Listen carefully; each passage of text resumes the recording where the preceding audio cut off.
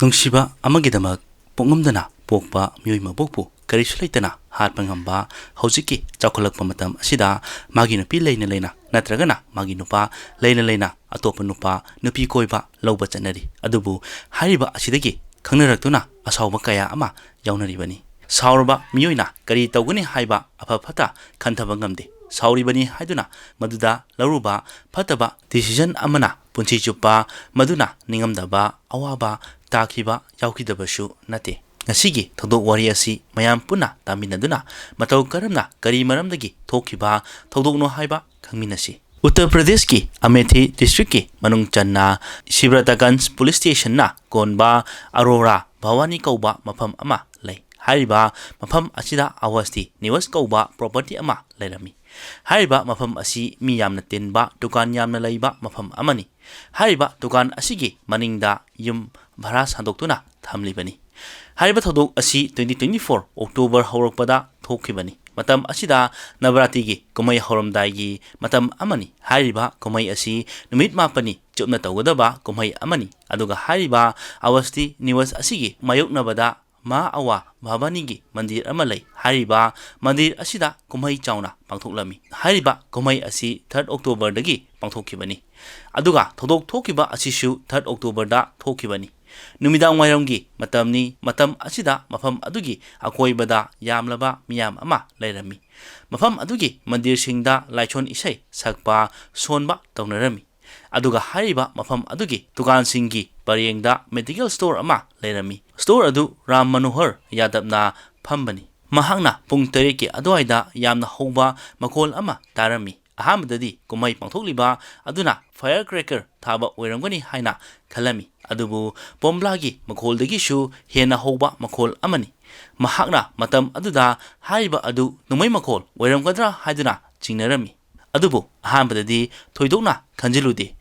ꯑꯀꯣꯟꯕꯗ ꯌꯥꯝꯅ ꯍꯧꯕ ꯃꯈꯣꯜ 5ꯔꯛ ꯂꯦꯞꯇꯅ ꯇꯥꯈꯤꯔꯝꯃꯤ ꯃꯇꯝ ꯑꯗꯨꯗ ꯔꯥꯝ ꯃꯅꯣꯍꯔ ꯌꯥꯗꯕꯅ ꯍꯥꯏꯔꯤꯕ ꯑꯗꯨ ꯅꯣꯡꯃꯩꯒꯤ ꯃꯈꯣꯜꯅꯤ ꯍꯥꯏꯕ ꯈꯪꯂꯝꯃꯤ ꯃꯐꯝ ꯑꯗꯨꯒꯤ ꯑꯀꯣꯏꯕꯗ ꯌꯥꯝꯂꯕ ꯃꯤꯌꯥꯝ ꯑꯃ ꯂꯩꯔꯤꯕꯅꯤ ꯀꯨꯝꯍꯩ ꯑꯃ ꯄꯥꯡꯊꯣꯛꯄꯒꯤ ꯕꯣꯝꯕ꯭ꯂꯥ ꯊꯥꯕ ꯂꯥꯏꯁꯣꯟ ꯏꯁꯩ ꯁꯛ ꯁꯣꯟꯕꯅ ꯃꯔꯝ ꯑꯣꯏꯔꯒ ꯅꯣꯡꯃꯩ ꯃꯈꯣꯜ ꯑꯗꯨ ꯇꯥꯔꯝꯈꯤꯗꯦ ꯑꯗꯨꯕꯨ ꯔꯥꯝ ꯃꯅꯣꯍꯔꯅꯗꯤ ꯍꯥꯏꯔꯤꯕ ꯃꯈꯣꯜ ꯑꯗꯨ ꯅꯣꯡꯃꯩ ꯃꯈꯣꯜ ꯑꯣꯏꯔꯝꯒꯅꯤ ꯊꯥꯖꯔꯝꯈꯤ ꯍꯥꯏꯔꯤꯕ ꯃꯈꯣꯜ ꯑꯁꯤ ꯃꯍꯥꯛꯅ ꯐꯝꯂꯤꯕ ꯃꯦꯗꯤꯀꯦꯜ ꯁ꯭ꯇꯣꯔ ꯑꯗꯨꯒꯤ ꯃꯅꯤꯡꯗ ꯂꯩꯔꯤꯕ ꯌꯨꯝ ꯑꯗꯨꯗꯒꯤ ꯇꯥꯈꯤꯕꯅꯤ ꯑꯀꯣꯟꯕ ꯃꯍꯥꯛꯅ ꯃꯈꯣꯜ ꯇꯥꯕꯗ ꯅꯣꯡꯃꯩꯒꯤ ꯃꯈꯣꯜꯅꯤ ꯈꯪꯕ ꯃꯇꯝꯗ ꯃꯍꯥꯛꯅ ꯐꯝꯂꯤꯕ ꯗꯨꯀꯥꯟ ꯑꯗꯨꯒꯤ ꯃꯅꯤꯡꯗ ꯂꯩꯔꯤꯕ ꯌꯨꯝꯁꯤꯡꯗ ꯃꯤꯐꯠꯇ ꯍꯥꯏꯕꯗꯤ ꯒꯨꯟꯗꯥ ꯂꯥꯛꯄ ꯑꯣꯏꯔꯝꯒꯗ꯭ꯔꯥ ꯍꯥꯏꯅ ꯈꯜꯂꯝꯃꯤ ꯑꯗꯨꯒ ꯌꯨꯝꯁꯤꯡ ꯑꯁꯤ ꯗꯨꯀꯥꯟ ꯂꯩꯔꯤꯕ ꯑꯗꯨꯒꯤ ꯄꯔꯦꯡꯗ ꯌꯨꯝ ꯑꯁꯤꯒꯤ ꯆꯪꯐꯝ ꯍꯥꯏꯕꯗꯤ ꯒꯦꯠ ꯑꯁꯤ ꯄꯥꯜꯂꯤꯕꯅꯤ ꯃꯔꯝ ꯑꯁꯤꯅ ꯃꯅꯤꯡꯒꯤ ꯌꯨꯝꯗ ꯃꯤꯑꯣꯏ ꯑꯃꯍꯦꯛꯇ ꯆꯪꯂꯕꯗꯤ ꯌꯥꯝ ꯂꯥꯏꯅ ꯈꯪꯕ ꯉꯝꯒꯗꯧꯔꯤꯕꯅꯤ ꯑꯗꯨꯕꯨ ꯍꯥꯏꯔꯤꯕ ꯒꯦꯠ ꯑꯗꯨꯗꯒꯤ ꯃꯤꯑꯣꯏ ꯀꯅꯥ ꯑꯃꯠꯇ ꯆꯪꯈꯤꯕ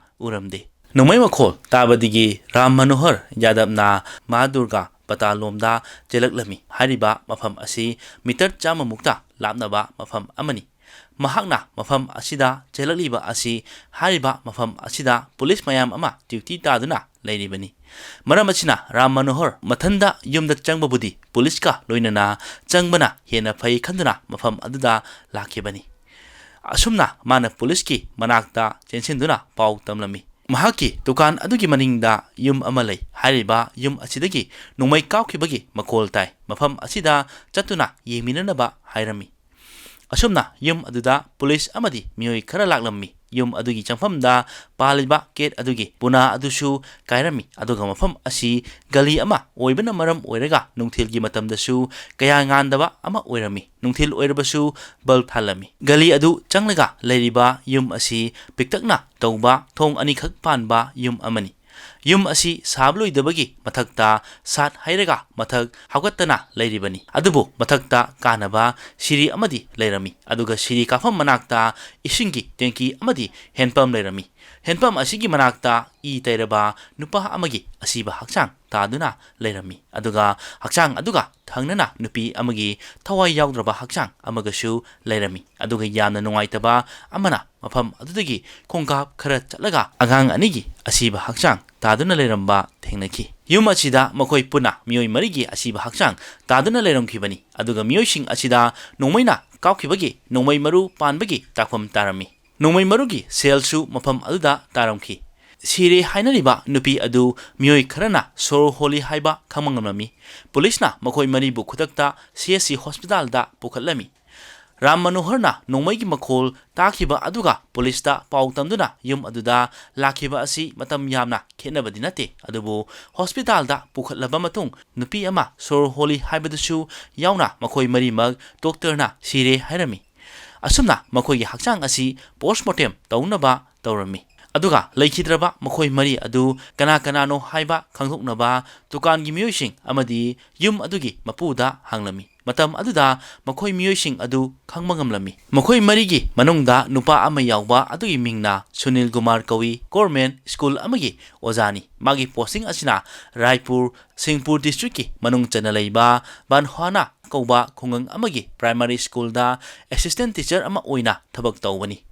ꯃꯍꯥꯛꯀꯤ ꯅꯨꯄꯤꯒꯤ ꯃꯤꯡꯅ ꯄꯨꯅꯝ ꯚꯥꯔꯇꯤ ꯀꯧꯏ꯫ ꯃꯈꯣꯏꯒꯤ ꯃꯆꯥꯅꯨꯄꯤ ꯑꯍꯜ ꯇ꯭ꯔꯤꯁꯇꯤ ꯑꯗꯨꯒ ꯆꯍꯤ 1.5ꯒꯤ ꯁꯃꯤꯛꯁꯥ ꯃꯈꯣꯏ ꯃꯔꯤ ꯑꯁꯤ ꯁꯛꯈꯪꯗꯕ ꯃꯤꯑꯣꯏꯅ ꯅꯣꯡꯃꯩꯅ ꯀꯥꯞꯇꯨꯅ ꯍꯥꯠꯂꯝꯕꯅꯤ꯫ ꯊꯧꯗꯣꯛ ꯑꯁꯤ ꯁꯣꯁꯤꯌꯦꯜ ꯃꯤꯗꯤꯌꯥ, ꯅ꯭ꯌꯨꯁ ꯃꯤꯗꯤꯌꯥꯗ ꯄꯥꯎ ꯁꯟꯗꯣꯛꯂꯝꯃꯤ, ꯑꯗꯨꯒ ꯃꯐꯝ ꯑꯁꯤꯗ ꯄꯨꯂꯤꯁ ꯀꯌꯥ ꯑꯃꯁꯨ ꯂꯥꯛꯇꯨꯅ ꯊꯧꯗꯣꯛ ꯑꯁꯤꯕꯨ ꯌꯦꯡꯁꯤꯜꯂꯝꯃꯤ꯫ ꯄꯨꯂꯤꯁꯅ ꯊꯧꯗꯣꯛ ꯑꯁꯤꯒꯤ ꯃꯇꯥꯡꯗ ꯌꯨꯝꯒꯤ ꯃꯤꯑꯣꯏꯁꯤꯡꯗ ꯄꯥꯎ ꯄꯤꯔꯝꯃꯤ꯫ ꯌꯨꯝꯒꯤ ꯃꯤꯑꯣꯏꯁꯤꯡꯅ ꯄꯥꯎ ꯑꯗꯨ ꯇꯥꯕꯗ ꯑꯉꯛꯄ, ꯊꯥꯖꯗꯕ ꯑꯃ ꯑꯣꯏꯔꯝꯃꯤ꯫ ꯁꯨꯅꯤꯜꯒꯤ ꯑꯁꯦꯡꯕ ꯌꯨꯝ ꯑꯁꯤ ꯔꯥꯏꯕꯔꯦꯂꯤ ꯗꯤꯁꯇ꯭ꯔꯤꯛꯀꯤ ꯁꯨꯗꯥꯃꯥꯄꯨꯔ ꯈꯨꯡꯒꯪꯗꯒꯤꯅꯤ, ꯑꯗꯨꯒ ꯄꯨꯅꯝꯒꯤ ꯌꯨꯝ ꯑꯁꯤꯅ ꯃꯐꯝ ꯑꯗꯨꯒꯤ ꯚꯥꯗꯣꯘꯔ ꯈꯨꯡꯒꯪꯗꯒꯤꯅꯤ꯫ ꯃꯈꯣꯏ ꯑꯅꯤꯅ 2019 ꯑꯗꯨꯋꯥꯏꯗ ꯂꯨꯍꯣꯡꯈꯤꯕꯅꯤ ꯍꯥꯏꯕ ꯈꯪꯂꯝꯃꯤ, ꯑꯗꯨꯒ ꯊꯧꯗꯣꯛ ꯑꯗꯨ ꯊꯣꯛꯈꯤꯕꯒꯤ ꯄꯥꯎ ꯍꯦꯛ ꯐꯪꯕꯒ ꯃꯐꯝ ꯑꯗꯨꯒꯤ SPꯅ ꯄꯨꯂꯤꯁ ꯁ꯭ꯇꯦꯁꯟ ꯈꯔꯒꯤ ꯄꯨꯂꯤꯁ ꯄꯨꯗꯨꯅ ꯃꯐꯝ ꯑꯗꯨꯗ ꯂꯥꯛꯂꯝꯃꯤ, ꯑꯗꯨꯒ forensic team, surveillance team, dog ꯁ꯭ꯀ꯭ꯋꯥꯗ ꯂꯣꯏꯅꯃꯛ ꯌꯥꯎꯔꯝꯈꯤ꯫ ꯀ꯭ꯔꯥꯏꯝ ꯁꯤꯟꯗꯒꯤ ꯏꯚꯤꯗꯦꯟꯁꯁꯤꯡ ꯂꯧꯈꯠꯅꯕ ꯊꯤꯒꯠꯄ ꯍꯧꯔꯝꯃꯤ꯫ ꯂꯈꯅꯧꯗꯒꯤ STF ꯇꯤꯝ ꯑꯃꯁꯨ ꯂꯥꯛꯂꯝꯃꯤ꯫ ꯀꯦꯁ ꯑꯁꯤ ꯂꯣꯀꯦꯜ ꯏꯟꯇꯦꯂꯤꯖꯦꯟꯁ ꯌꯨꯅꯤꯠ SOG ꯇꯤꯝꯁꯨ ꯌꯥꯎꯔꯝꯃꯤ꯫ ꯍꯥꯏꯔꯤꯕ ꯊꯧꯗꯣꯛ ꯑꯁꯤꯒꯤ ꯃꯇꯥꯡꯗ ꯁꯣꯁꯤꯌꯦꯜ ꯃꯤꯗꯤꯌꯥꯗ ꯌꯥꯝꯅ ꯊꯨꯅ ꯄꯥꯎ ꯁꯟꯗꯣꯛꯂꯝꯃꯤ꯫ ꯍꯥꯏꯔꯤꯕ ꯊꯧꯗꯣꯛ ꯑꯁꯤ ꯄꯣꯂꯤꯇꯤꯛꯁꯀꯤ ꯃꯤꯑꯣꯏꯁꯤꯡꯁꯨ ꯌꯥꯎꯔꯝꯃꯤ, ꯃꯁꯤꯒꯤ ꯃꯇꯥꯡꯗ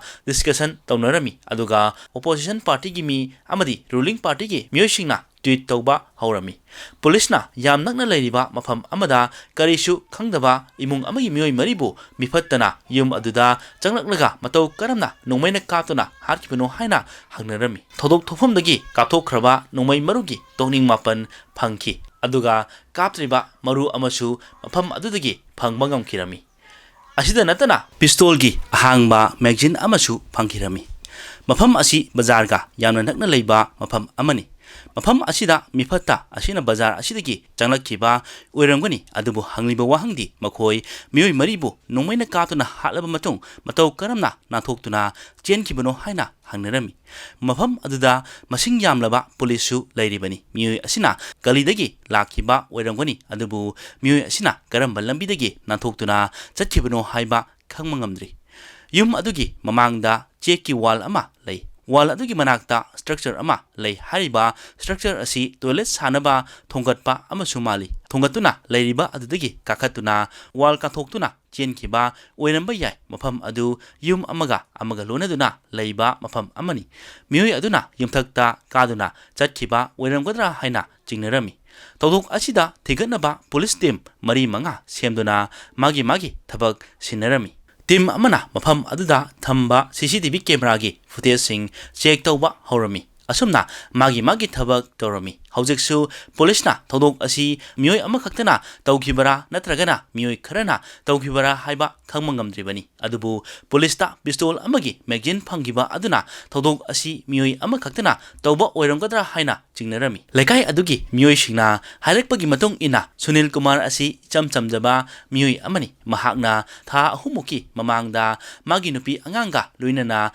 ꯂꯥꯛꯇꯨꯅ ꯃꯐꯝ ꯑꯁꯤꯗ ꯂꯩꯈꯤꯕꯅꯤ꯫ ꯁꯨꯅꯤꯜ ꯀꯨꯃꯥꯔ ꯑꯁꯤ ꯏꯆꯝ ꯆꯝꯖꯕ ꯒꯣꯔꯃꯦꯟꯠ ꯁ꯭ꯀꯨꯜꯒꯤ ꯑꯣꯖꯥ ꯑꯃꯅꯤ꯫ ꯃꯍꯥꯛꯅ ꯀꯅꯥꯒ ꯌꯦꯛꯅꯕ ꯊꯝꯒꯅꯤ? ꯄꯨꯂꯤꯁꯅ ꯊꯤꯒꯠꯄꯗ ꯍꯨꯔꯥꯟꯕꯒꯤꯗꯃꯛ ꯍꯥꯠꯈꯤꯕꯁꯨ ꯃꯥꯜꯂꯝꯗꯦ꯫ ꯃꯐꯝ ꯑꯗꯨꯗ ꯃꯃꯜ ꯇꯥꯡꯂꯕ ꯄꯣꯠꯁꯛꯁꯤꯡ ꯂꯣꯏꯅ ꯂꯩꯔꯝꯈꯤ꯫ ꯄꯨꯅꯝꯒꯤ ꯍꯛꯆꯥꯡꯗ ꯁꯅꯥꯒꯤ ꯂꯤꯛ-ꯀꯣꯜ ꯐꯪꯂꯝꯃꯤ꯫ ꯃꯪꯒꯜ ꯁꯨꯇ꯭ꯔ ꯀꯔꯤꯁꯨ ꯃꯥꯡꯕ ꯂꯩꯔꯝꯈꯤꯗꯦ꯫ ꯃꯔꯝ ꯑꯁꯤꯅ ꯍꯨꯔꯥꯟꯕꯒꯤꯗꯃꯛ ꯃꯈꯣꯏꯕꯨ ꯍꯥꯠꯈꯤꯕ ꯅꯠꯇꯦ ꯍꯥꯏꯕ ꯈꯪꯂꯝꯃꯤ, ꯑꯗꯨꯒ ꯌꯨꯝ ꯑꯁꯤꯗ ꯅꯝꯐꯨ-ꯍꯥꯐꯨꯗ ꯆꯪꯂꯛꯈꯤꯕꯒꯤ ꯃꯃꯤꯁꯨ ꯂꯩꯔꯝꯗꯦ꯫ ꯀꯔꯤꯒꯨꯝꯕ ꯅꯝꯐꯨ-ꯍꯥꯐꯨꯗ ꯆꯪꯅꯕ ꯍꯣꯠꯅꯔꯕꯗꯤ ꯃꯄꯥꯟꯗ ꯗꯨꯀꯥꯟꯗ ꯂꯩꯔꯤꯕ ꯃꯤꯑꯣꯏꯁꯤꯡꯅ ꯈꯪꯅꯒꯗꯧꯔꯤꯕꯅꯤ, ꯑꯗꯨꯒ ꯌꯨꯝ ꯑꯁꯤꯗ ꯈꯠꯅ ꯆꯩꯅꯕꯁꯨ ꯇꯥꯈꯤꯕ ꯂꯩꯔꯝꯗꯦ꯫ ꯁꯨꯝꯅꯗꯒꯤ ꯅꯣꯡꯃꯩ ꯀꯥꯞꯈꯤꯕꯒꯤ ꯃꯈꯣꯜ ꯈꯛ ꯇꯥꯈꯤꯕꯅꯤ꯫ ꯄꯨꯂꯤꯁꯅ ꯆꯤꯡꯅꯔꯝꯃꯤ ꯃꯗꯨꯗꯤ ꯊꯧꯗꯣꯛ ꯑꯁꯤꯕꯨ ꯇꯧꯔꯤꯕ ꯃꯤꯑꯣꯏ ꯑꯗꯨ ꯌꯨꯝ ꯑꯁꯤꯒ ꯈꯪꯅꯕ ꯃꯤꯑꯣꯏ ꯑꯣꯏꯔꯝꯒꯅꯤ꯫ ꯃꯤꯑꯣꯏ ꯑꯗꯨꯒ ꯁꯨꯅꯤꯜꯒꯤ ꯌꯦꯛꯅꯕ ꯂꯩꯕꯗꯒꯤ ꯑꯃꯗꯤ ꯄꯨꯅꯝꯒꯤ ꯌꯦꯛꯅꯕ ꯈꯠꯅꯕ ꯃꯤꯑꯣꯏ ꯂꯩꯕꯗꯒꯤ ꯃꯈꯣꯏꯕꯨ ꯍꯥꯠꯄ ꯑꯣꯏꯔꯝꯕ ꯌꯥꯏ ꯍꯥꯏꯅ ꯈꯜꯂꯝꯃꯤ꯫ ꯑꯗꯨ ꯑꯣꯏꯔꯕꯗꯤ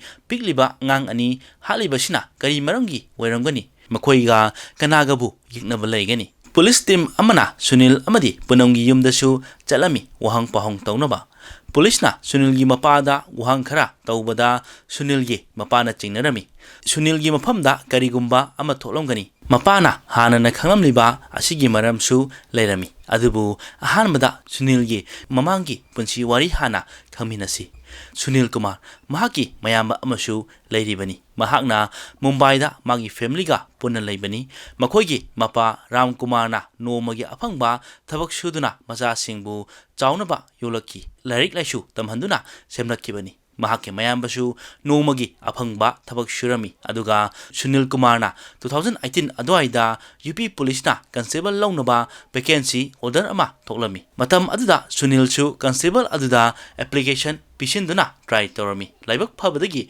ꯃꯥꯅ ꯌꯥꯝ ꯋꯥꯅ ꯍꯣꯠꯅꯖꯗꯨꯅ ꯃꯥꯕꯨ ꯁꯦꯂꯦꯛ ꯇꯧꯔꯝꯃꯤ꯫ ꯃꯍꯥꯛꯅ ꯄꯨꯂꯤꯁ ꯀꯟꯁꯇꯦꯕꯜ ꯑꯃ ꯑꯣꯏꯔꯝꯃꯤ꯫ ꯑꯗꯨꯕꯨ ꯄꯨꯂꯤꯁꯀꯤ ꯊꯕꯛ ꯑꯁꯤ ꯌꯥꯝꯅ ꯑꯦꯛꯇꯤꯚ ꯑꯣꯏꯕ ꯑꯃꯗꯤ ꯑꯋꯥꯕ ꯊꯕꯛ ꯑꯃ ꯑꯣꯏꯔꯤꯕꯅꯤ꯫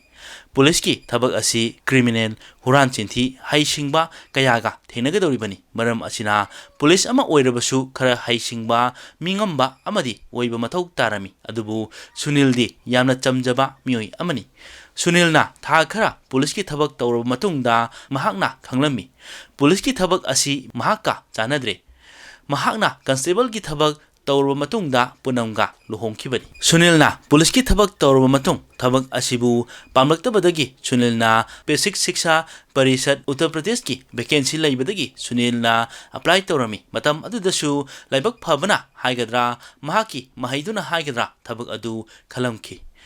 ꯑꯁꯨꯝꯅ ꯃꯍꯥꯛꯅ ꯄꯨꯂꯤꯁꯀꯤ ꯊꯕꯛ ꯇꯣꯛꯇꯨꯅ 2020 ꯑꯗꯨꯋꯥꯏꯗ ꯕꯦꯁꯤꯛ ꯁꯤꯛꯁꯥ ꯄꯔꯤꯁꯠꯀꯤ ꯊꯕꯛ ꯇꯧꯕ ꯍꯧꯔꯝꯃꯤ꯫ ꯑꯗꯨꯒꯤ ꯃꯇꯨꯡ 12 ꯃꯥꯔꯆ 2021ꯗ ꯔꯥꯏꯕꯂꯤꯒꯤ ꯁꯤꯡꯄꯨꯔ ꯕ꯭ꯂꯣꯛꯇ PM ꯁ꯭ꯔꯤ ꯕꯤꯗ꯭ꯌꯥꯂꯌꯗ ꯊꯕꯛ ꯄꯨꯔꯝꯃꯤ꯫ ꯃꯐꯝ ꯑꯗꯨꯗ ꯊꯕꯛ ꯐꯪꯂꯕ ꯃꯇꯨꯡ ꯔꯥꯏꯕꯦꯔꯤꯒꯤ ꯏꯟꯗ꯭ꯔꯥꯅꯒꯔꯒꯤ ꯃꯅꯨꯡ ꯆꯟꯅ ꯂꯩꯕ ꯃꯇꯤꯍꯥꯗ ꯌꯨꯝ ꯑꯃ ꯔꯦꯟ ꯂꯧꯗꯨꯅ ꯂꯩꯔꯝꯃꯤ꯫ ꯃꯐꯝ ꯑꯗꯨꯒ ꯁ꯭ꯀꯨꯜꯒ ꯈꯔ ꯃꯈꯩꯗꯤ ꯂꯥꯞꯅꯔꯤ꯫ ꯑꯗꯨꯕꯨ ꯁꯨꯅꯤꯜꯒꯤ ꯃꯐꯝꯗ ꯕꯥꯏꯛ ꯑꯃ ꯂꯩꯕꯗꯒꯤ ꯃꯍꯥꯛꯅ ꯊꯕꯛ ꯆꯠꯊꯣꯛ ꯆꯠꯁꯤꯟ ꯇꯧꯕ ꯃꯇꯝꯗ ꯃꯥꯒꯤ ꯕꯥꯏꯛ ꯑꯗꯨꯕꯨ ꯊꯧꯗꯨꯅ ꯆꯠꯂꯝꯃꯤ꯫ ꯑꯍꯥꯟꯕꯗꯗꯤ ꯃꯍꯥꯛꯅ ꯃꯐꯝ ꯑꯗꯨꯗ ꯃꯊꯟꯇ ꯂꯩꯔꯝꯕꯅꯤ꯫ ꯑꯀꯣꯟꯕꯗ ꯃꯥꯒꯤ ꯅꯨꯄꯤ ꯑꯉꯥꯡꯁꯨ ꯃꯐꯝ ꯑꯗꯨꯗ ꯂꯥꯛꯍꯟꯈꯤꯕꯅꯤ꯫ ꯃꯇꯝ ꯑꯗꯨꯗ ꯁꯨꯅꯤꯜꯒꯤ ꯑꯀꯣꯟꯕ ꯑꯉꯥꯡ ꯑꯁꯤ ꯂꯩꯇ꯭ꯔꯤꯕꯅꯤ, ꯍꯥꯏꯕꯗꯤ ꯇꯥꯏꯕꯪ ꯐꯥꯎꯗ꯭ꯔꯤꯕꯅꯤ꯫ ꯑꯁꯨꯝꯅ ꯁꯨꯅꯤꯜꯒꯤ ꯃꯄꯥꯅ ꯃꯈꯥ ꯇꯥꯅ ꯄꯨꯂꯤꯁꯇ ꯇꯝꯂꯝꯃꯤ꯫ ꯃꯈꯣꯏꯅ ꯃꯐꯝ ꯑꯗꯨꯗ ꯂꯩꯈ꯭ꯔꯕ ꯃꯇꯨꯡꯗ ꯃꯈꯣꯏꯕꯨ ꯐꯠꯇꯕ ꯃꯤꯑꯣꯏꯅ ꯑꯣꯟꯁꯤꯟꯗꯨꯅ ꯃꯈꯣꯏꯗ ꯂꯨꯠꯄꯥꯠ ꯇꯧꯅꯕ ꯇꯧꯕꯗꯒꯤ ꯈꯨꯜ ꯑꯗꯨꯒꯤ ꯈꯨꯟꯖꯥꯁꯤꯡꯅ ꯃꯤꯐꯠꯇ ꯑꯗꯨꯕꯨ ꯇꯥꯟꯈꯤꯕꯅꯤ꯫ ꯑꯗꯨꯒ ꯑꯃꯅ ꯄꯨꯅꯝꯒꯤ ꯃꯕꯨꯡ ꯑꯃꯗꯤ ꯃꯈꯣꯏꯒꯤ ꯃꯔꯤ ꯃꯇꯥꯁꯤꯡꯒꯤ ꯃꯇꯨꯡ ꯏꯟꯅ ꯍꯥꯏꯔꯛꯄꯗ ꯁꯨꯅꯤꯜ ꯑꯃꯗꯤ ꯄꯨꯅꯝ ꯃꯈꯣꯏ ꯑꯅꯤꯅ ꯔꯥꯏꯕꯂꯤ ꯄꯨꯂꯤꯁ ꯁ꯭ꯇꯦꯁꯟꯗ ꯃꯤꯑꯣꯏ ꯑꯃꯒꯤ ꯃꯊꯛꯇ ꯋꯥꯍꯩ ꯋꯥꯇꯥ ꯐꯖꯗꯕ ꯉꯥꯡꯕ, ꯐꯨꯕ ꯆꯩꯕ ꯇꯧꯕꯒꯤ ꯃꯊꯛꯇ ꯀꯝꯄ꯭ꯂꯦꯟ ꯑꯃ ꯇꯧꯔꯝꯃꯤ꯫ ꯄꯨꯅꯝꯒꯤ ꯃꯕꯨꯡꯅ ꯍꯥꯏꯔꯛꯄꯒꯤ ꯃꯇꯨꯡ ꯏꯟꯅ ꯁꯨꯅꯤꯜ ꯑꯃꯗꯤ ꯄꯨꯅꯝ ꯃꯈꯣꯏ ꯑꯅꯤꯅ 18 ꯑꯥꯒꯁ 2024ꯗ ꯃꯈꯣꯏꯒꯤ ꯃꯆꯥꯅꯨꯄꯤ ꯄꯨꯗꯨꯅ ꯍꯣꯁꯄꯤꯇꯥꯜꯗ ꯆꯠꯂꯝꯃꯤ꯫ ꯃꯇꯝ ꯑꯗꯨꯗ ꯅꯨꯄꯥ ꯑꯃ ꯂꯥꯛꯂꯝꯃꯤ꯫ ꯃꯤꯑꯣꯏ ꯑꯗꯨꯗꯤ ꯆꯟꯗꯟ ꯕꯔꯃꯥꯅꯤ꯫ ꯄꯨꯅꯝ ꯑꯃꯗꯤ ꯁꯨꯅꯤꯜꯅ ꯔꯦꯟ ꯂꯧꯗꯨꯅ ꯂꯩꯔꯤꯕ ꯃꯇꯤꯍꯥꯒꯤ ꯈꯨꯡꯒꯪ ꯑꯗꯨꯗ ꯂꯩꯔꯤꯕ ꯅꯨꯄꯥ ꯑꯁꯤꯁꯨ ꯂꯩꯔꯤꯕꯅꯤ꯫ ꯃꯈꯣꯏꯒ ꯌꯨꯝꯊꯪꯅꯕꯅꯤ꯫ ꯅꯨꯄꯥ ꯑꯁꯤꯅ ꯄꯨꯅꯝꯗ ꯀꯥꯔꯟ ꯇꯥꯈꯤꯕꯅꯤ꯫ ꯑꯗꯨꯗ ꯅꯠꯇꯅ ꯍꯛꯆꯥꯡ ꯁꯣꯛꯅꯕ ꯇꯧꯔꯛꯈꯤ꯫ ꯃꯇꯝ ꯑꯗꯨꯗ ꯁꯨꯅꯤꯜꯅ ꯈꯥꯝꯗꯣꯛꯄꯗ ꯁꯨꯅꯤꯜꯒ ꯈꯠꯅꯕ ꯊꯣꯛꯈꯤ꯫ ꯃꯈꯣꯏꯅ ꯈꯠꯅ ꯆꯩꯅ ꯇꯧꯕꯗ ꯂꯥꯛꯄꯗꯒꯤ ꯆꯟꯗꯟ ꯃꯐꯝ ꯑꯗꯨ ꯊꯥꯗꯣꯛꯇꯨꯅ ꯆꯦꯟꯈꯤꯕꯅꯤ꯫ ꯃꯇꯝ ꯑꯗꯨꯗ ꯄꯨꯅꯝꯁꯨ ꯌꯥꯝꯅ ꯅꯨꯡꯉꯥꯏꯔꯝꯈꯤꯗꯦ꯫ ꯑꯁꯨꯝꯅ ꯃꯕꯨꯡꯗ ꯀꯣꯜ ꯇꯧꯔꯝꯈꯤꯕꯅꯤ꯫ ꯃꯕꯨꯡꯁꯨ ꯈꯨꯗꯛꯇ ꯃꯐꯝ ꯑꯗꯨꯗ ꯆꯠꯂꯝꯃꯤ꯫ ꯍꯥꯏꯔꯤꯕ ꯅꯨꯃꯤꯠ ꯑꯗꯨꯗ ꯁꯨꯅꯤꯜ ꯃꯈꯣꯏ ꯑꯅꯤꯅ ꯆꯥꯟꯗꯝꯒꯤ ꯃꯐꯝꯗ FIR ꯑꯃ ꯔꯦꯖꯤꯁꯇꯔ ꯇꯧꯈꯤꯕꯅꯤ꯫ ꯆꯟꯗꯟꯅ ꯍꯥꯟꯅ ꯃꯃꯥꯡꯗꯁꯨ ꯃꯈꯣꯏꯗ ꯈꯠꯅꯕ ꯍꯧꯕ ꯑꯃꯗꯤ ꯀꯤꯍꯟ ꯈꯪꯍꯟꯕ ꯂꯩꯈꯤ꯫ ꯀꯔꯤꯒꯨꯝꯕ ꯁꯨꯅꯤꯜꯒꯤ ꯏꯃꯨꯡꯅ ꯐꯠꯇ ꯅꯨꯡꯗ ꯊꯣꯛꯂꯕꯗꯤ ꯃꯗꯨꯒꯤ ꯗꯥꯏꯇ ꯆꯟꯗꯟꯅ ꯄꯨꯒꯗꯕꯅꯤ ꯍꯥꯏꯅ ꯍꯥꯏꯔꯝꯃꯤ꯫ ꯄꯨꯅꯝꯒꯤ ꯃꯕꯨꯡꯒꯤ ꯃꯇꯨꯡ ꯏꯟꯅ ꯆꯟꯗꯟ ꯕꯔꯃꯥꯒꯤ ꯃꯊꯛꯇ ꯍꯥꯟꯅꯅ ꯑꯅꯤꯔꯛ ꯆꯤꯊꯤ ꯏꯗꯨꯅ ꯄꯨꯂꯤꯁꯇ ꯄꯤꯈꯤꯕ ꯂꯩꯔꯕꯅꯤ꯫ ꯑꯍꯥꯟꯕꯗ ꯀꯗꯥꯒꯟꯖ ꯄꯨꯂꯤꯁꯇꯅꯤ, ꯑꯗꯨꯕꯨ ꯃꯈꯣꯏꯅ ꯊꯣꯏꯅ ꯍꯦꯟꯅ ꯁꯤꯔꯤꯌꯁ ꯑꯣꯏꯅ ꯂꯧꯈꯤꯗꯕꯅꯤ꯫ ꯑꯗꯨꯒꯤ ꯃꯇꯨꯡ ꯑꯅꯤꯔꯛ ꯁꯨꯕꯗꯅ ꯃꯙꯣꯀꯔ ꯄꯨꯂꯤꯁꯇꯅꯤ꯫ ꯃꯗꯨꯗꯁꯨ ꯄꯨꯂꯤꯁꯅ ꯊꯣꯏꯗꯣꯛꯄ ꯑꯦꯛꯁꯟ ꯂꯧꯈꯠꯈꯤꯗꯕꯅꯤ ꯍꯥꯏꯅ ꯄꯨꯅꯝꯒꯤ ꯃꯕꯨꯡꯅ ꯇꯝꯂꯝꯃꯤ꯫ ꯑꯗꯨꯒꯤ ꯃꯇꯨꯡꯗ 18 ꯑꯥꯒꯁꯇ ꯁꯨꯅꯤꯜ ꯑꯃꯗꯤ ꯄꯨꯅꯝ ꯃꯈꯣꯏꯒꯤ ꯃꯐꯝꯗ ꯈꯠꯅ ꯆꯩꯅꯕꯒꯤ ꯊꯧꯗꯣꯛ ꯑꯗꯨ ꯊꯣꯛꯈꯤꯕꯅꯤ ꯑꯗꯨꯒ ꯃꯈꯣꯏꯅ FIR ꯑꯃ ꯔꯦꯖꯤꯁꯇꯔ ꯇꯧꯈꯤꯕꯅꯤ ꯑꯍꯥꯟꯕꯗ FIR ꯏꯈꯠꯅꯕ ꯍꯣꯠꯅꯕꯗ ꯆꯌꯦꯠꯅꯕ ꯊꯣꯛꯈꯤ ꯃꯇꯝ ꯑꯗꯨꯗ ꯁꯨꯅꯤꯜꯅ ꯁꯥꯎꯔꯗꯨꯅ ꯍꯥꯏꯔꯝꯃꯤ ꯃꯍꯥꯛꯁꯨ ꯍꯥꯟꯅꯅ ꯄꯨꯂꯤꯁꯇ ꯊꯕꯛ ꯇꯧꯔꯝꯕ ꯃꯤꯑꯣꯏ ꯑꯃꯅꯤ ꯃꯇꯝ ꯑꯗꯨꯗ ꯄꯨꯂꯤꯁꯅ FIR ꯑꯗꯨꯕꯨ ꯔꯦꯖꯤꯁꯇꯔ ꯇꯧꯈꯤꯕꯅꯤ ꯑꯗꯨꯒꯤ ꯃꯇꯨꯡ ꯃꯊꯪꯒꯤ ꯅꯨꯃꯤꯠꯇ ꯆꯟꯗꯟꯕꯨ ꯐꯥꯈꯤꯕꯅꯤ ꯑꯗꯨꯁꯨ ꯕꯦꯜꯗ ꯑꯃꯨꯛ ꯊꯥꯗꯣꯛꯈꯤꯔꯝꯃꯤ ꯃꯃꯥꯡꯗ ꯊꯣꯛꯈꯤꯕ ꯊꯧꯗꯣꯛ ꯃꯌꯥꯝ ꯑꯗꯨ ꯑꯃꯦꯊꯤ ꯄꯨꯂꯤꯁꯅ ꯈꯪꯕꯗꯒꯤ ꯍꯥꯏꯕꯗꯤ ꯁꯨꯅꯤꯜ ꯄꯨꯅꯝ ꯃꯈꯣꯏꯅ ꯁꯤꯗ꯭ꯔꯤꯉꯩꯗ FIR ꯔꯦꯖꯤꯁꯇꯔ ꯇꯧꯈꯤꯕ ꯂꯩ ꯍꯥꯏꯕꯗꯒꯤ FIRꯒꯤ ꯀꯣꯄꯤꯁꯤꯡ ꯑꯃꯦꯊꯤ ꯄꯨꯂꯤꯁꯅ ꯍꯥꯟꯅ ꯃꯃꯥꯡꯒꯤ ꯄꯨꯂꯤꯁꯁꯤꯡꯗ ꯀꯟꯇꯦꯛ ꯇꯧꯗꯨꯅ FIRꯒꯤ ꯗꯤꯇꯦꯜꯁ ꯄꯨꯝꯕ ꯂꯧꯔꯝꯃꯤ ꯃꯇꯝ ꯑꯗꯨꯗ ꯈꯪꯕ ꯉꯝꯂꯝꯃꯤ ꯍꯥꯟꯅꯒꯤ ꯄꯨꯂꯤꯁꯅ 23 ꯁꯦꯞꯇꯦꯝꯕꯔ 2024ꯗ ꯔꯥꯏꯕꯦꯂꯤꯒꯤ ꯁꯦꯁꯟ ꯀꯣꯔꯠꯇ ꯆꯥꯔꯖꯁꯤꯠ ꯄꯤꯁꯤꯜꯂꯝꯃꯤ ꯍꯥꯏꯕ ꯑꯁꯨꯝꯅ FIR ꯑꯗꯨꯒꯤ ꯃꯇꯦꯡꯅ ꯆꯟꯗꯟ ꯕꯔꯃꯥ ꯑꯁꯤ ꯆꯦꯟꯅꯔꯝꯃꯤ ꯍꯥꯏꯕ ꯈꯪꯕ ꯉꯝꯂꯝꯃꯤ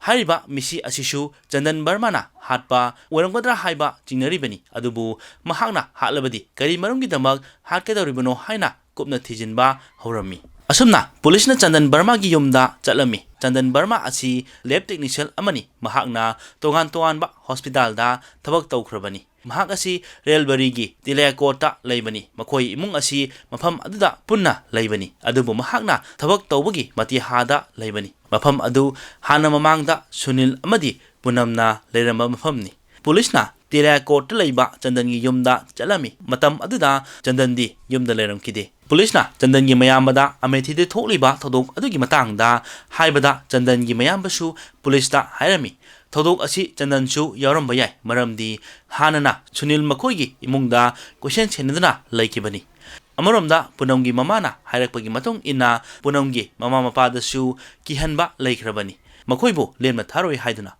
ꯄꯨꯅꯝꯒꯤ ꯃꯕꯨꯡꯅ ꯍꯥꯏꯔꯛꯄꯗ ꯆꯟꯗꯟ ꯕꯔꯃꯥꯅ ꯄꯨꯅꯝ ꯑꯁꯤꯕꯨ ꯃꯥꯒꯤ ꯑꯣꯏꯕ ꯄꯥꯝꯂꯝꯃꯤ ꯃꯔꯝ ꯑꯁꯤꯅ ꯄꯨꯅꯝꯒꯤ ꯃꯇꯨꯡ ꯀꯣꯏꯅ ꯏꯟꯅꯈꯤꯕꯅꯤ ꯄꯨꯂꯤꯁꯅ ꯆꯟꯗꯟꯗ ꯆꯤꯡꯅꯕꯈꯛ ꯅꯠꯇꯅ ꯁꯨꯅꯤꯜꯒꯤ ꯏꯃꯨꯡ ꯃꯅꯨꯡ ꯄꯨꯅꯝꯒꯤ ꯏꯃꯨꯡ ꯃꯅꯨꯡ ꯑꯃꯗꯤ ꯆꯟꯗꯟꯒꯤ ꯏꯃꯨꯡ ꯃꯅꯨꯡꯒꯤ ꯃꯤꯑꯣꯏꯁꯤꯡꯅꯁꯨ ꯁꯨꯅꯤꯜ ꯍꯥꯠꯄꯗ ꯆꯟꯗꯟ ꯑꯁꯤ ꯌꯥꯎꯔꯝꯒꯅꯤ ꯍꯥꯏꯅ ꯆꯤꯡꯅꯔꯝꯃꯤ ꯄꯨꯂꯤꯁꯅ ꯊꯤꯒꯠꯄꯒꯤ ꯃꯇꯨꯡ ꯏꯟꯅ ꯆꯟꯗꯟꯒꯤ ꯋꯥꯆꯦꯞꯀꯤ ꯕꯥꯏꯑꯣꯗ ꯑꯁꯨꯝꯅ ꯍꯥꯏꯔꯝꯃꯤ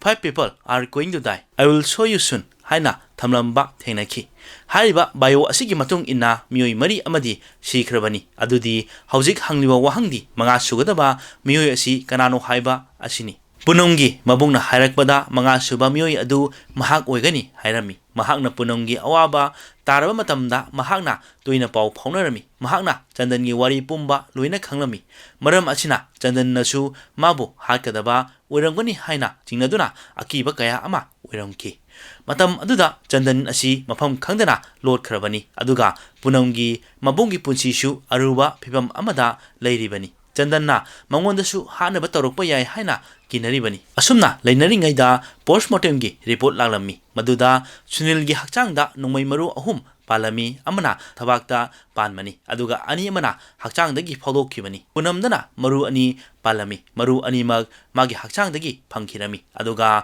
makhoigi pikliba macha anidana maru amamam pankibani adubu marusing adu hakchangdagi phawdokkibani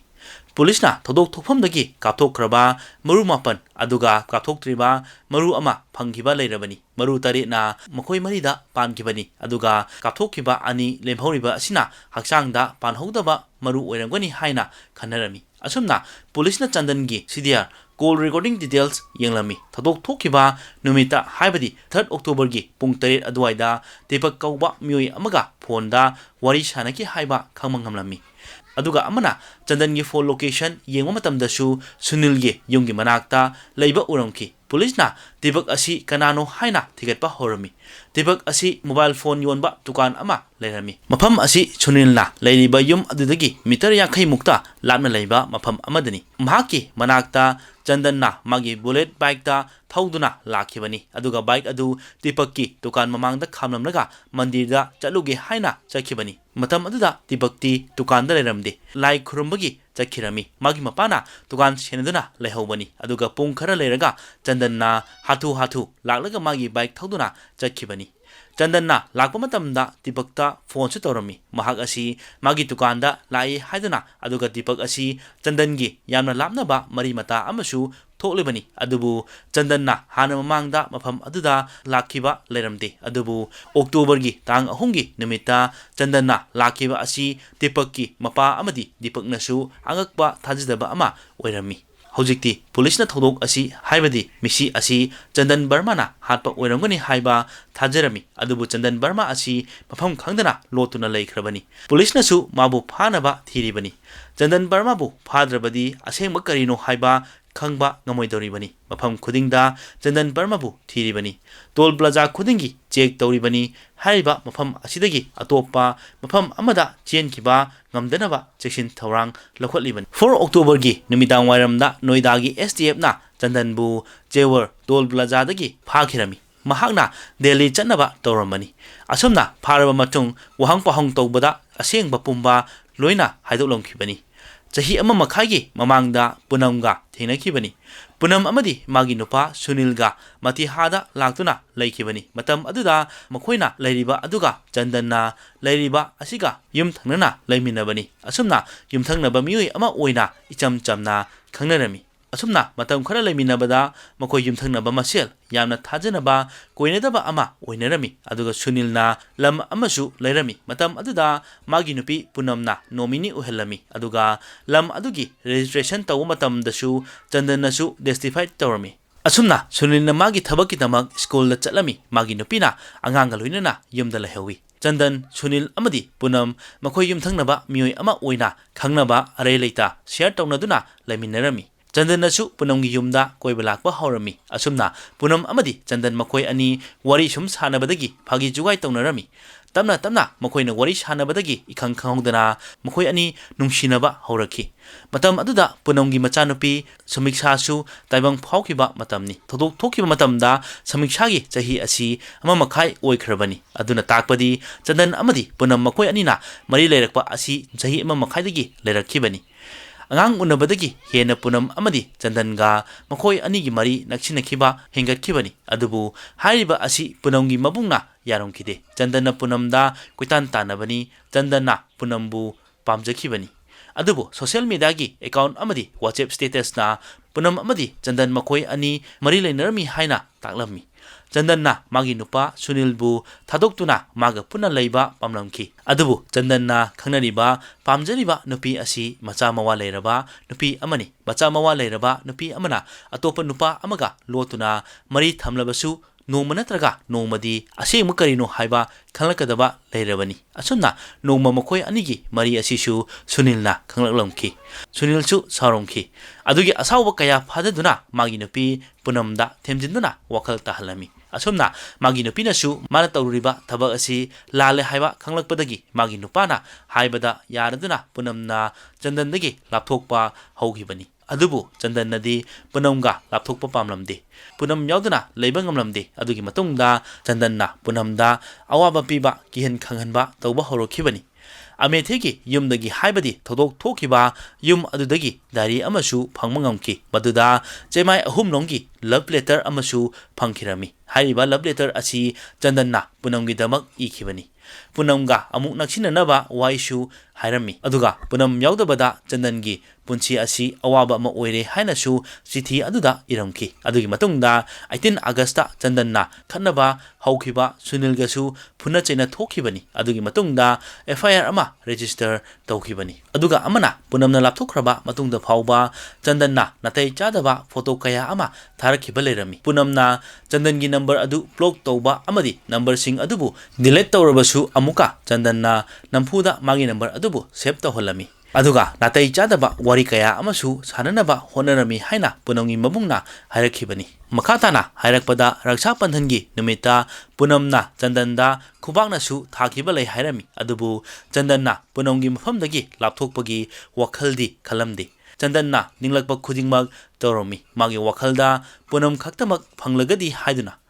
Sunil अमदी पुनमना चंदनगी मथक्ता FIR तौरबा मतुंगदगिदी चंदनसु थवाई नुंगाइतना लेरमखि अदुगा मियोइ खरदसु मखोइ अनिगी मरक्ता वातेम सिनमिनाबा हाइबदी reconciliation तौनबा हाइरमी अदुबु मियोइ अमतना हारिबा थोदोक असिदा यावबा पामलमदे अदुगी मतुंगदा मागतोमपुर पुलिसना Poonam अमदी चंदन मखोइ अनिबु पुलिसना वातेम सिनबिरमी थोदोक असि थोखरबा मतुंगदा sauraba miyamna hairami pulisna watem singadabagi mahut pulisna tofam thokpa action lokhalamlabadi ngasi thokliba thodok asi thoklamdabasu yai chandanna jela leirambasu yai hairami sunil amadi bunamna chandangi mathakta FIR register tawkhibagi matungda chandangi asawba hengatlami sunilgi imungda yeknaba ama oina leirami matau karamna punamna magi nungsibabu minailibano haina khalami aduna maram oiraga laman khumnaba wakhal tawrami FIR tawraba matung watem khro matungda sunilna mati hada leiriba yum adu thadoktuna sunilna mati hada leiriba yum adu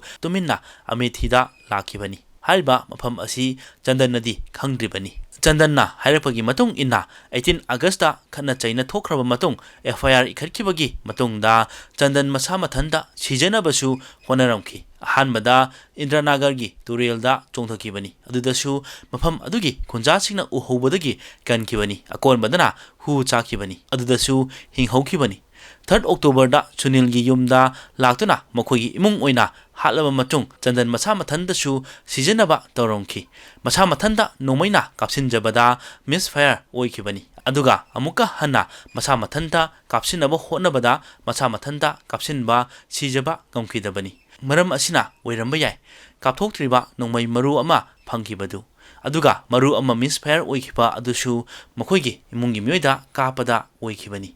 chandangi wakhalda laman khumnaba wakhal khanbadagi asumna 12 September da chandangi whatsapp bio da asumna ikibani maduda miyoi mari amadi sunilgi imungni adubu miyoi ama asina kanano haina hangmada mahak masamak oigadabani hairami aduga 20 September da mungkhir Bihar da laiba anu DJ kauba criminal miyoi amatigi pistol ama laikibani aduga maru tara amasu laikibani lising kuntra mangada chandanna sunilgi anauba yumasi kadaidano haiba khangdribani adubu sunilna oja oiriba school asidi khanglammi asumna 20 September gi matungda sunilna magi thabak loraga yumda halakpa matamda sunilgi matung coin inaduna senaduna lakibani asumna makoina amethida leiba yum adu chandanna khangibani chandanna mafam asida matam kuina sangna kaithoktuna kupna senerami matang chaba matam ama ngairakpani makoibu hanaba asumna chandana 3 October gi nimit khangiba asi mafam aduda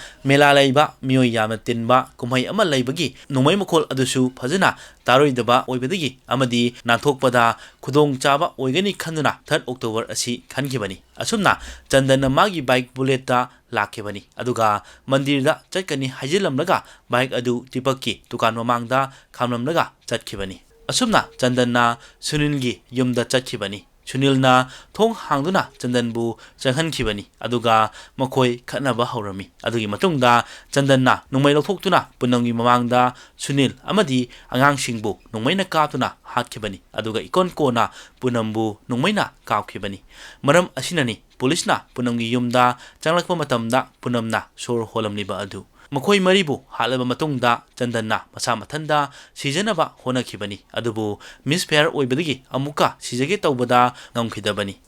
asumna mahakna sirida kakatuna yum mathakta kakhatlami aduga yum amadagi yum amada lathoktuna tibaki tukanda chatkibani aduga mana bike thoduna chatkibani chandanna lakpada Mohanganski achekpa mafam amada nomai amadi bike adu thamdoklambani mahakna public transport tagi Prayagraj da chalami Noida Fauraga Delhi da chenaba tawramani adubu Noida gi toll plaza da STF na phakibani October gi tang mari gi numidang wairam da phakibani aduga October gi tang manga da nomai amadi bike lokhatnaba Mohanganj police na chandanbu puduna chalami mafam adu yorba matungda police na nomai amadi bike thiringai gi tanja yenglaga chandanna police ki nomai mullaga nomai kaptuna nanthokutuna chenaba honarki matam aduda police na su handuna kapada chandangi khongye thangmada pankibani asumna thodok adu phajalba matungda chandanbu hospital da pukhatuna layengki adugi matungda chandanbu jail da thajinkhirami geng kharadagi 7 October da Lalganj ki police na mungerna semba nomai manga phagatkhirami anu DJ na makhoidagi lupa lising kun kumanga da lauraga mana mathang amuk lising kunthra manga da yonmani mahakna Fatehpur Unnao aduga Kanpur dasu mana nomaising adu supply tawrami nimit kuntari nigi manungda investigation complete tawduna charge sheet ama semdana Amethi gi session court ta submit tawrami ꯐꯥꯁ track ꯀꯣꯔꯠꯇ ꯍꯥꯏꯔꯤꯕ case ꯑꯁꯤꯒꯤ order ꯊꯣꯛꯀꯗꯧꯔꯤꯕꯅꯤ ꯑꯊꯨꯕ ꯃꯇꯝꯗ ꯂꯩꯈꯤꯗ꯭ꯔꯕ ꯏꯃꯨꯡ ꯃꯅꯨꯡꯒꯤ ꯃꯤꯑꯣꯏꯁꯤꯡꯗ ꯃꯗꯨꯒꯤ ꯆꯞ ꯆꯥꯕ ꯐꯪꯐꯝ ꯊꯣꯛꯄ ꯐꯪꯂꯒꯅꯤ ꯍꯥꯏꯔꯤꯕ ꯊꯧꯗꯣꯛ ꯑꯁꯤꯗ ꯎꯠꯇꯔ ꯄ꯭ꯔꯗꯦꯁꯀꯤ ꯁꯤꯑꯦꯝꯅ ꯂꯩꯈꯤꯗ꯭ꯔꯕ ꯃꯈꯣꯏ ꯏꯃꯨꯡꯒꯤ ꯃꯤꯑꯣꯏꯁꯤꯡꯒ ꯎꯅꯔꯝꯃꯤ ꯑꯗꯨꯒ ꯃꯈꯣꯏ ꯏꯃꯨꯡꯁꯤꯡꯒꯤ ꯃꯤꯑꯣꯏ ꯑꯃꯗ ꯒꯣꯔꯃꯦꯟꯒꯤ ꯊꯕꯛ ꯒꯣꯔꯃꯦꯟꯒꯤ ꯌꯨꯝ ꯑꯃꯗꯤ ꯐꯥꯔꯃꯤꯡ ꯇꯧꯅꯕ ꯂꯝ ꯈꯔꯒ ꯁꯦꯜ ꯊꯨꯝ ꯈꯔ ꯄꯤꯅꯕ ꯒꯣꯔꯃꯦꯟꯅ ꯊꯥꯖꯕ ꯄꯤꯈꯤꯔꯝꯃꯤ ꯑꯁꯨꯝꯅ ꯅꯨꯡꯁꯤꯕꯗ ꯉꯥꯎꯔꯕ ꯅꯨꯄꯥ ꯑꯃꯅ ꯃꯤꯒꯤ ꯃꯆꯥ ꯃꯋꯥ ꯂꯩꯔꯕ ꯅꯨꯄꯤ ꯑꯃꯕꯨ ꯄꯥꯝꯂꯨꯕꯗꯒꯤ ꯅꯨꯡꯁꯤ ꯆꯥꯟꯅꯅ ꯂꯩꯔꯝꯕ ꯏꯃꯨꯡ ꯑꯃꯒꯤ ꯄꯨꯟꯁꯤ ꯃꯥꯡꯍꯜꯂꯝꯈꯤ ꯊꯧꯗꯣꯛ ꯑꯁꯤꯒꯤ ꯋꯥꯔꯤ ꯑꯁꯤ ꯇꯥꯕꯤꯔꯕ ꯃꯇꯨꯡꯗ ꯑꯗꯣꯝꯗ ꯀꯔꯤ ꯐꯥꯎꯕꯒꯦ ꯍꯥꯏꯕ ꯀꯃꯦꯟ ꯇꯧꯗꯨꯅ ꯈꯪꯍꯟꯕꯤꯔꯛꯎ ꯑꯗꯨꯒ ꯋꯥꯔꯤ ꯑꯁꯤ ꯇꯥꯍꯟꯖꯕ ꯃꯇꯝꯗ ꯁꯣꯏꯈꯤ ꯂꯥꯟꯈꯤꯕ ꯌꯥꯎꯔꯕꯁꯨ ꯇꯥꯕꯤꯔꯤꯕꯁꯤꯡꯅ ꯉꯥꯛꯄꯤꯅꯕ ꯍꯥꯏꯖꯔꯤ ꯑꯗꯨꯒ ꯍꯣꯏ ꯑꯦꯟꯇꯔꯇꯦꯟꯃꯦꯟ ꯋꯥꯆꯦꯞ ꯄꯦꯖ ꯑꯃ ꯂꯩ ꯍꯥꯏꯔꯤꯕ ꯄꯦꯖ ꯑꯁꯤꯕꯨꯁꯨ ꯃꯌꯥꯝꯅ ꯅꯨꯡꯁꯤꯕꯤꯗꯨꯅ ꯐꯣꯂꯣ ꯇꯧꯁꯤꯟꯕꯤꯌꯨ ꯃꯌꯥꯝꯒꯤ ꯀꯥꯟꯅꯒꯗꯕ ꯀꯔꯤꯒꯨꯝꯕ ꯈꯔꯇꯪ ꯄꯨꯗꯨꯅ ꯂꯥꯛꯆꯒꯦ ꯍꯥꯏꯔꯤꯕ ꯋꯥꯆꯦꯞ ꯄꯦꯖ ꯑꯁꯤꯒꯤ ꯂꯤꯡ ꯑꯗꯨ ꯗꯤꯁꯀ꯭ꯔꯤꯞꯁꯟ ꯕꯣꯛꯁꯇ ꯍꯥꯞꯆꯔꯝꯒꯦ ꯑꯗꯨꯒ ꯏꯔꯣꯏ ꯂꯣꯏꯕꯗ ꯆꯦꯅꯦꯜ ꯑꯁꯤꯕꯨ ꯅꯨꯡꯁꯤꯕꯤꯗꯨꯅ ꯂꯥꯏꯛ ꯁꯤꯌꯔ ꯀꯃꯦꯟ ꯑꯃꯗꯤ ꯁꯕꯁꯀ꯭ꯔꯥꯏꯕ ꯇꯧꯕ ꯀꯥꯎꯕꯤꯒꯅꯨ